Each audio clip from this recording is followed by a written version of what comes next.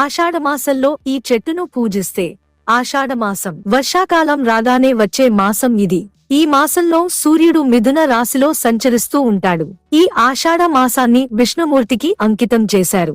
ఈ మాసం ఆ విష్ణుమూర్తిని ఏ అవతారంలో పూజించినా మంచి జరుగుతుందని నమ్ముతారు. అంతేకాదు ఈ మాసంలో ఎలాంటి దానధర్మాలు చేసినా శుభం జరుగుతుందని కూడా నమ్ముతారు.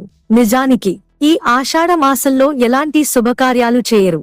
పెళ్లిళ్లు, గృహప్రవేశాలకు ఈ మాసం మంచిది కాదు అంటారు. కాని ఈ మాసానికి కూడా విశిష్టత ఉంది.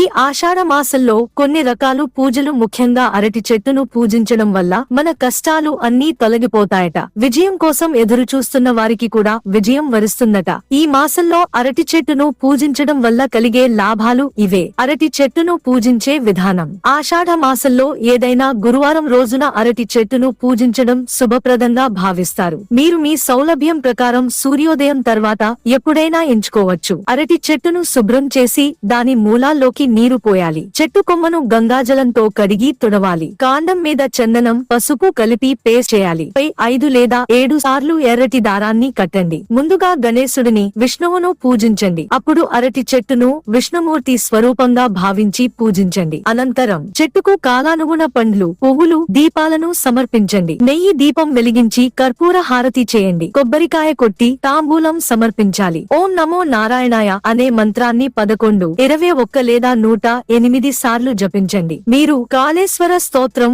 కూడా పఠించవచ్చు. పూజ తరువాత అరటి చెట్టుకు నీరు సమర్పించండి. ఇలా ఆషాఢ మాసంలో అరటి మొక్కను పూజించడం వల్ల చాలా పుణ్యం లభిస్తుందని నమ్ముతారు. ఎందుకంటే అరటి చెట్టు విష్ణువు చిహ్నంగా పరిగణిస్తారు. ఆషాఢ మాసంలో విష్ణుమూర్తిని ప్రత్యేకంగా పూజిస్తారు. హిందూ మతంలో చెట్లను దేవతలకు నిలయంగా పరిగణిస్తారు. ఈ వృక్షాన్ని పూజించడం వల్ల సుఖ సంతోషాలు, ఐశ్వర్యం కలుగుతాయి. ఆషాఢ మాసంలో గ్రహాల స్థానం శుభప్రదం. అరటి చెట్టును పూజించడం వల్ల గ్రహాల శుభాలు కలుగుతాయి. జాతకంలో ఉన్న దోషాలన్నీ తొలగిపోతాయి. సుఖ సంతోషాలు లభిస్తాయి. కోరుకున్న విజయం కూడా వరిస్తుంది.